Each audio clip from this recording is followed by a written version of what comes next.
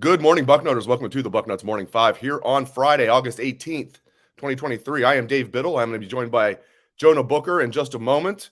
We are 18 days away from Ohio. Excuse me, not 18 days. We are 15 days away from Ohio State's opener. A week and 2 days, or a week, excuse me, 2 weeks and 1 day away from the Buckeyes opener against Indiana. Can't wait. 15 days away. Before we bring in J-Book, I'm going to let you guys know about our sponsor. We're thrilled to be partners with them, manscaped.com.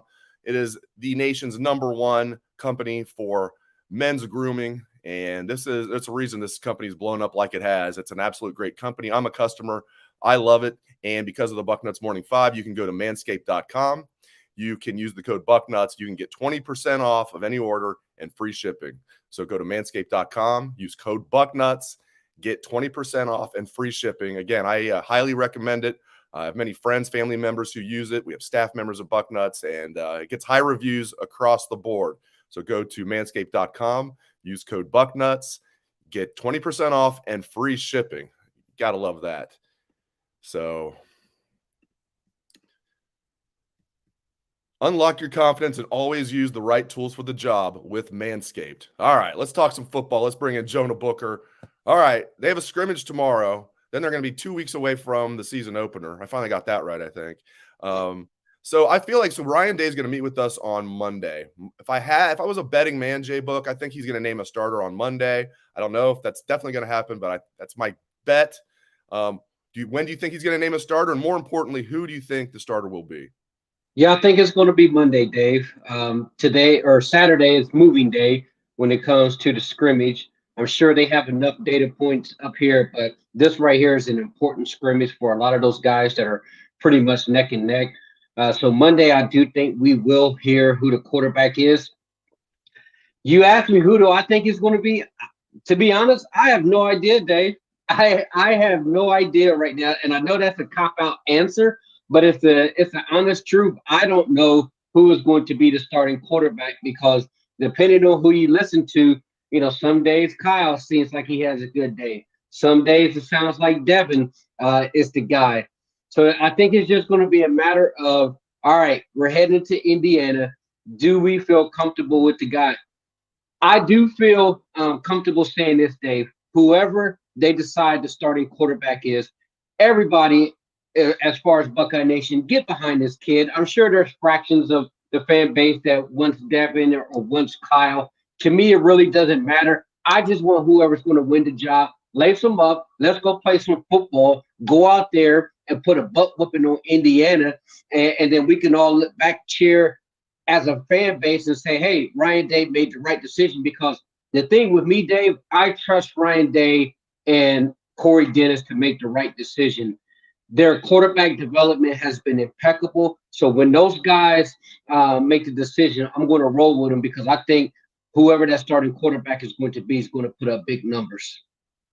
So there's a lot of rumors out there that Devin Brown has the job. I mean, we had somebody that just asked about that. There's a lot of comments in here. Are you buying that Devin Brown has already won the job or is in the driver's seat? That could be the speculation. I mean, I know somebody claimed that they were at the country music concert, parked at the parking lot, was peeking through the fences, being nosy, and Devin Brown was supposedly getting a lot of reps with the first team. So who knows? It could be right up there with the whole blip story that Ohio State's spying. So you never know what the truth is nowadays. But there's been a lot of speculation that Devin Brown could be the guy. But like I said earlier, we don't know. I think we'll find out on Monday. I do believe that the scrimmage this Saturday is going to be a big point. The thing with it is, Dave, is you just have to sit back and say, all right, what's the circumstances here? We have Kyle McCord, who's a veteran guy who's waited his turn. He has a rapport with CJ, or I'm sorry, with Marvin, and CJ had talked about that when he was interviewed with the Houston Texans, that he thought that Kyle had waited his turn, and he actually learned a lot from Kyle. So you got your veteran leadership. Then you got your younger guy, a lot of people believe has the higher upside. If he's the starting quarterback, you're going to get 2 years from him, guaranteed. Probably brings a little bit more mobility to the table. The thing that you have to ask is, what type of offense does Ryan Day want? Does he want more of a Dwayne Haskins type of offense, or does he want something similar to when Justin Fields was the quarterback? When Fields was the quarterback and you was able to utilize the quarterback's legs, I personally felt that unlocked the cheat code to this offense because you had a quarterback that can throw for 4,000 yards. You had a ton of wide receivers to be able to get the football to. And then when the defense isn't accounting for the quarterback's legs, that's when you really make that defense pay when you have to account for the quarterback's legs. So it's just up to them to decide what type of offense that they want to run. We have a comment here. This is from Brad on Facebook. He said the problem is it doesn't sound like a good problem, but a bad one. That's why I think it's taking this long to name a starter. He says the word has been out that both haven't been looking good. I don't know, Brad, if that's entirely true. You could be onto something. When I've been out there, I haven't seen it's somewhere in between. It's not like, oh, wow, he's picking between two Heisman candidates and he doesn't know. He's got two great quarterbacks, and he can't pick between them. They're that great. And it's not, oh, these guys are neither one of these guys could get the job done. It's somewhere in between. When I've been out there, there's been times you're like, oh, wow, that was a great play by Kyle McCord. That was a great throw by Devin Brown. You can see the athleticism. And then there's been erratic throws, bad decisions. I think it's somewhere in between there, J-Book. How do you view it? Do you agree with Brad from Facebook that it's a bad problem to have? Where are you at on that? No, I don't find it a bad problem to have. I just think that you have two talented guys and they're trying to make the right decision. This is the thing people have to understand, Dave. This is a decision that is going to potentially change the forecast of the entire football program. This is not a small decision. If you look at the history of the starting quarterback at Ohio State, you're deciding who's probably going to be a multimillionaire. So you look at Justin, Dwayne, CJ, all of those guys were, top 20 quarterbacks picked in the draft, made millions of dollars. Whoever's the starting quarterback, this is a decision that Ryan Day is going to make that could potentially create generational wealth for that kid. So it's not an easy decision. You look at Brian Hartline, when the Big Ten Network was there, they interviewed him. I thought some things that he said was fascinating. He said, one, they're looking for someone who's going to take leadership over this team, who's going to be able to command the offense in and out of the huddle. And two, I thought it was fascinating. Brian Hartline said they do not like 50-50 quarterbacks, meaning a guy that's up, down, up, down. He said 50-50 quarterbacks makes them nervous. Now, if you want to lean into those words, a lot of people said he's probably describing Devin Brown because Devin Brown has been described as your bucking bronco, a guy that can make the absolutely wild plays that would just blow your mind and then turn right back around and make a, hey, what in the world type of throw was that type of decision making. So you can lean into that any way that you want to. I just think that right now you have two quality kids. They're going to make the decision coming up, but it's not a small decision. It's going to impact the future of the program. One kid probably can decide that they're going to leave the program. So who knows, what their thinking is, but I know that there's a lot of things that's going on with that decision. Joe Philbin's also being involved with this, the analyst from the Miami Dolphins. So getting his input, nobody really knows what he sees from an NFL perspective. So getting his input is also going to be a layer that's thrown in there. So I'm excited, Dave. Whoever it is, I'm rolling with him. Let's go. Let's go to Indiana and let's get this bad boy started in a couple weeks. That's damn right. 15 days away. I started the show off saying it was 18 days away. No, they're not going to play on a Tuesday. It's actually 15 days away, Bucknutters. Little slip up to begin the show there. If we weren't doing it live, I just would have cut that and we would have started. That would have been take two, but we're live. Can't do take two when you're live. So I just kept it rolling. I'm curious to get your thoughts on this. So we're over there yesterday, and I'm sure you saw all the interviews with the defensive lineman and Larry Johnson. And Larry was last. I always enjoyed talking with LJ. But I walked away thinking, wow, is LJ – he seemed a little defensive when asked about the paring down of the rotation on the defensive line. And even though the headline of the show is Jim Knowles and Larry Johnson, one of the headlines is, are they not on the same page? Really, that would be Ryan Day and Larry Johnson not being on the same page, because it was Ryan Day who said at Big Ten Media Day, we're going to pare down the rotation on the defensive line. And he explained why he wants to do that. Yeah, you want to keep guys fresh, but on big moments and big games, you want your best players out there. And so he seemed pretty defensive about that, LJ did, and he seemed very defensive about the jack position, which I don't put much credence into that. First of all, they don't even use the jack much. Reminds me when they talked about using like the triangle or whatever it was called a few years ago that they never used on offense back in the Tressel days. They hardly even used the jack, and it's a linebacker. But I did walk away from their J-book thinking LJ was overly defensive. Then I got home, read social media, read Bucknuts. Everybody was like, LJ was super defensive. So I want to get your take on that. Well, his actions and his demeanor speaks volumes, Dave. You ask, are they on the same page? If they were all on the same page, Dave, there wouldn't be any type of defense mechanism that came up from LJ. So his actions alone tells you, hey, they may not be on the same page. Larry's one of those guys, and I've heard it from several people who've been around the program, that he is very, very stubborn. Larry has been in the game for so many years that he has so many NFL draft picks produced at a high level for so long that he believes his way is the way to do it. And he doesn't like people meddling with his defensive line. So when Ryan Day says he wants to shorten the rotation, that right there probably bugs Larry, because Larry's probably like, oh, I don't want Mike Hall out there 60, 70 snaps a game. Whereas in reality, I don't think Dave's saying, hey, play these guys until they actually drop. I think it needs to be more about situation awareness, Dave. So if you're down there on the goal line and it's a go-ahead touchdown against Michigan or somebody, I need my ones out there. I need my first team unit out there. I don't need, Javante Jean-Baptiste out there trying to set the edge when we need to get off the field. Instead of having the second team rotation in there, you have to be more aware, Larry, of where you're at in the field, the circumstances in the game. When you got to get off the field, JT Tuamalo should not be sitting on the sidelines. You need to have him pinning his ears back and getting after the quarterback. So I just think that the flame is getting low with Larry, Dave. We love Larry, but when you're in this situation, you're this far along into your career. You look at how good this defensive line could be. It makes me nervous, and I'm gonna say this now. It makes me nervous that he is not on the same page with the head coach in Jim Knowles. We all talked about it last year.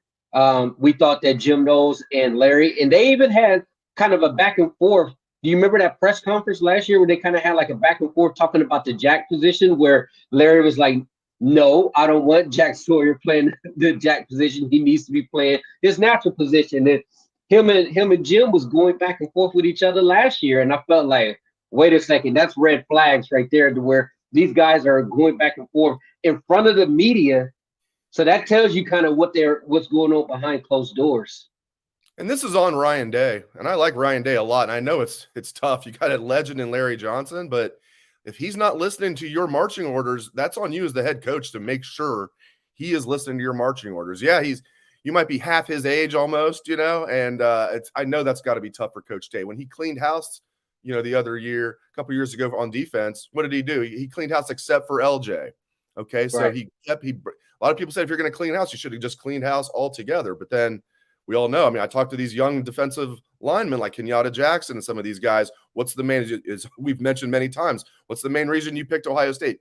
Larry Johnson. So I understand why Day kept him. He's a legend. Yeah. But this is on Ryan Day, isn't it, J-Book? He's got to figure this out.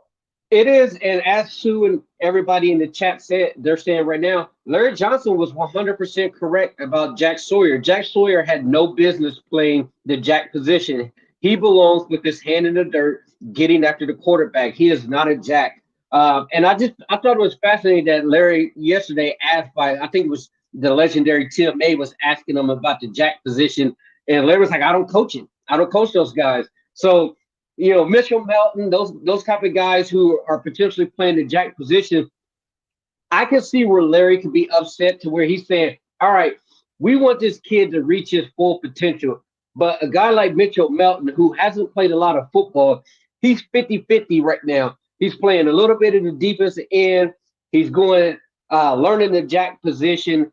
And I just think that if you look at the Ohio State roster, in order for them to properly utilize the jack position, I think you absolutely need to recruit those type of bodies. So the understanding coming in is no, you're not defensive end. You're coming here to play the jack position.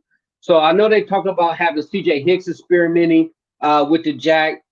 You look at the kid that they brought in from Indiana, who was a former LSU commit last year. He's the jack position. Arvell Reese, they talked about him. He's going to have to make a decision. Does he want to stay at defense end? Does he want to go to the linebacker? I think his body position is going to lead him potentially to the jack position. The one thing that you don't want to see, Dave, is guys being wasted. I thought Jack Sawyer was 100% wasted last year, even though he led the team in sacks.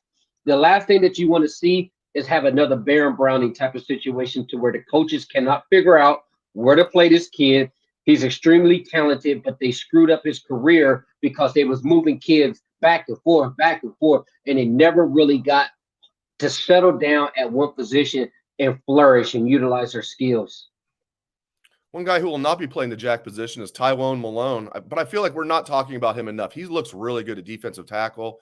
I was curious to see what would happen for that last spot on the 2 deep at D tackle, presuming that the top 3 are set in whatever order with Mike Hall, Ty Hamilton, Ty-Leek Williams. I was curious, would it be Tywone Malone? Would it be Hero Kanu? I thought that'd be a pretty good battle. Sounds like it's not been a good battle. Sounds like Malone's coming ready to roll. And Kanu looks good to me. Still just a redshirt freshman, still raw, but Malone looks ready to roll, man. It looks like he is solidified a spot on that 2 deep at D tackle. Yeah, he's a great pickup. I think it's huge for him to be able to play the 3 technique, Dave. Listening to his interview, that's his natural position. I believe he said when he was down at Ole Miss, a lot of times they had him out in the 5 technique, 6 technique, not really playing over the guard. That's his natural home. So using his speed, his athleticism to be able to push that pocket, collapse that pocket, it's going to play big. They needed another big 300-pound guy playing next to Mike Hall. I'm really bullish on the defensive tackles. If they can get Ty-Leek back healthy, let Ty-Leek give me 20, 25 plays as hard as you can, Ty-Leek, and then we'll rotate in another beast like Tywone Malone. Let him go as hard as he can. And if that's the case, I think this defensive line is going to be hell on wheels, Dave, because if you look at them, Dave, you got a bunch of 300-plus defensive tackles. They've really gotten bigger up front when it comes to your guys that are on the 2 deep. Hamilton, I think Hamilton's like 295, 298, so he's right up there. He's going to be in that 2 deep as well. And I saw a picture of Hero Kanu. My goodness, he looks like an absolute animal. Like you see Hero Kanu, and they talked about how he's transformed his body. I don't know how much rep he's going to get, but I think this defensive tackle rotation, it's going to be solid. The big thing is for me is they're much bigger up front. They're going to be able to stop the run. But Tywone Malone, massive pickup out of the portal. Yeah, I love it. I've been obviously he was a big time recruit. Buckeyes finished as the bridesmaid in that one. And then LJ brought him back. LJ got him back. It's another LJ. I mean, would Tywone Malone be here right now if not for Larry Johnson? Probably not. Probably not. All right, another guy I want to ask you about on the defensive line is Ty-Leek Williams. I keep saying he has star potential. I don't know, man. I mean, we're hearing right now probably he'll back up at the top backup. What do you expect out of Ty-Leek this year? I think the only person that can stop Ty-Leek from being a potential first-round draft pick is Ty-Leek, Dave. Like, it's that simple. Like, he's one of those kids that you look at him and you say, tremendous talent.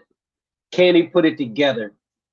I view Ty-Leek as, okay, if you want to play at a high level, play an elite level, it's going to be up to you. I think Larry Johnson and those guys, they're doing everything they can to try to motivate Ty-Leek. If you remember last year in camp, Dave, they had Ty-Leek running with the 2s and the 3s, trying to motivate him to pick it up.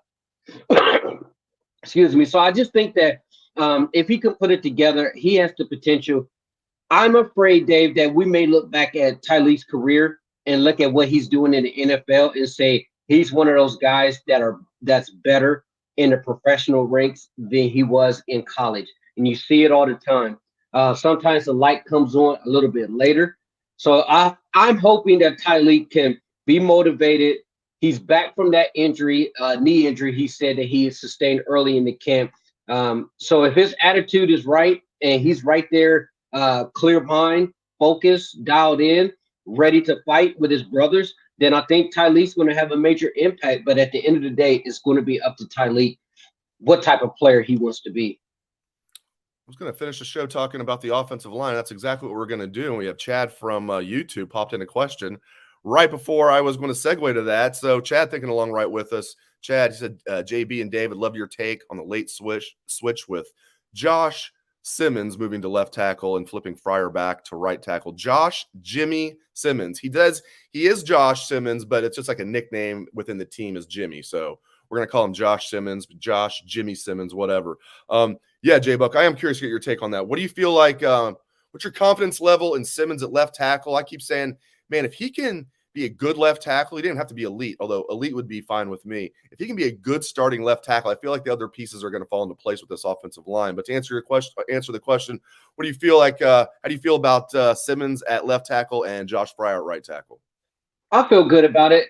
You look at Fryer. Remember when Tywone Jones missed a couple games last year, Dave, and Fryer was out there? I thought Fryer looked really good in replacing Tywone Jones when he was able to get out there. I thought Fryer did a heck of a job getting to the second level whenever he was able to play. I think right tackle is his more natural spot. And Simmons, if you listen to the coaches, they think he's been doing a heck of a job on that left side. So I feel comfortable what we're seeing from that starting offensive line. So you got Simmons on the left. I think you're going to have your two. You obviously got your two guards. And then I think it's going to be Carson Hinsman, who's your starting center. I think he's going to end up winning that position. And Fryer on the right side.